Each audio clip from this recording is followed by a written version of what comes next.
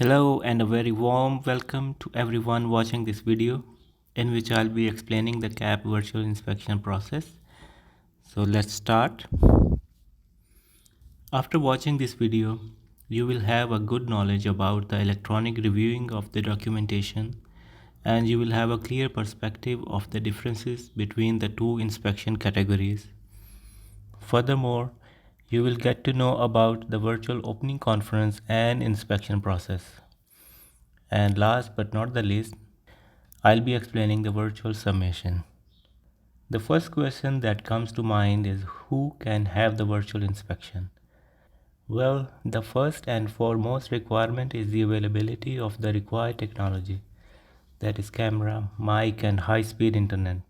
Secondly, the lab status must be accredited and it is not under any investigation for non-compliance or immediate jeopardy. And unfortunately, the virtual inspection is not available for the new accreditations. As with anything else, the inspection starts with the planned date and time which is agreed by both team leader and labs director. Then comes the question of document review. It can be done prior to actual inspection or during the inspection or partially before and rest during the inspection process.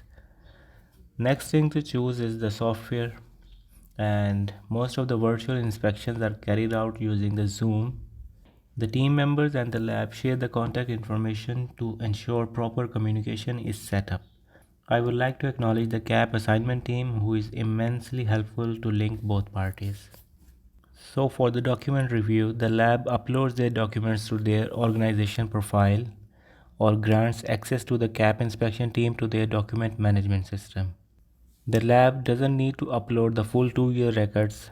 Only a representative sample of documents are enough, and I would say that 1 to 2 examples are enough against each checklist item. The inspector might ask for additional documents during the inspection, which can be provided through screen share or through emails. And the advanced document review can shorten the time required for inspection. However, the document review may be performed during actual inspection as previously discussed. So the opening conference in the virtual and in the real inspection, they are the same. The team leader and the lab director are responsible to ensure that all members receive the invites and they attend. This is a good time for introduction and defining the aims of inspection.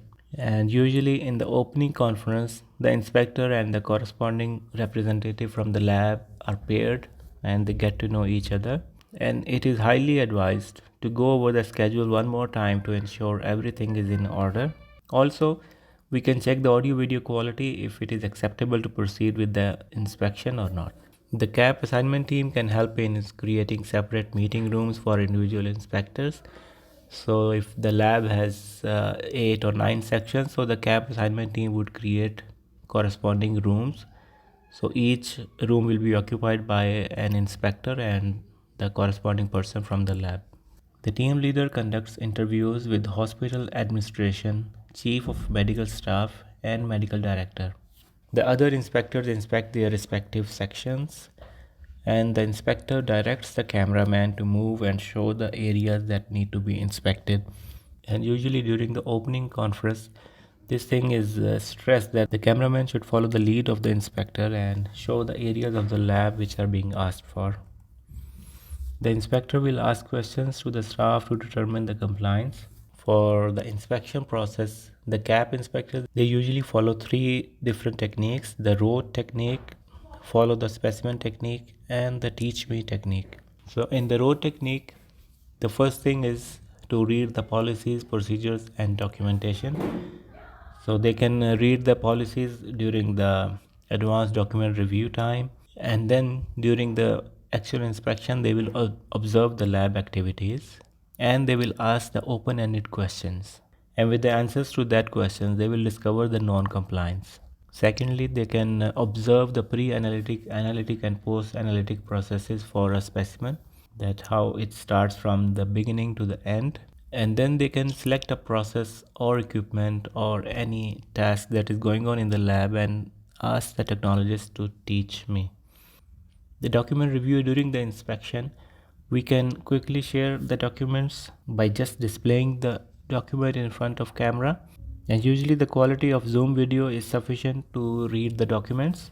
Also, we can save the documents in advance and give them the appropriate CAP checklist number so that the lab can find the relevant documents very easily, and also the inspectors can guide you that we need to see the document for the checklist item com dot 10100, so that the lab will quickly go through their folder and find the relevant documents. The CAP prohibits filming the patients for inspection, and CAP also requires to blank or blur the patient names when scanning documents.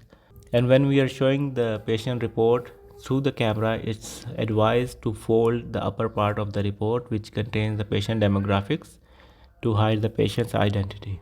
The CAP inspector will ensure that all deficiencies are discussed with section supervisor or representative. The inspection team will write deficiencies and recommendations on the assigned ISR pages, and the lab is then provided with ISR Part B for director's signature. The virtual summation conference is conducted in the same way as the on-site summation. All the inspectors apprise the audience of the deficiencies they spotted. The recommendations are also included in the summation. The lab must respond to the CAP within 30 days of summation conference if there were any citations. The phase 1 deficiencies don't require an evidence be submitted, while for the phase 2 deficiencies, lab must send the relevant documentation which show the compliance. And if the lab believes that it was in compliance at the time of inspection, they can proceed with challenging the deficiency and provide the relevant documentation. The CAP will then review all the documents and decide whether to keep the deficiency or remove it from the ISR. Thank you for watching, and please comment if you have any questions. I'll be glad to answer.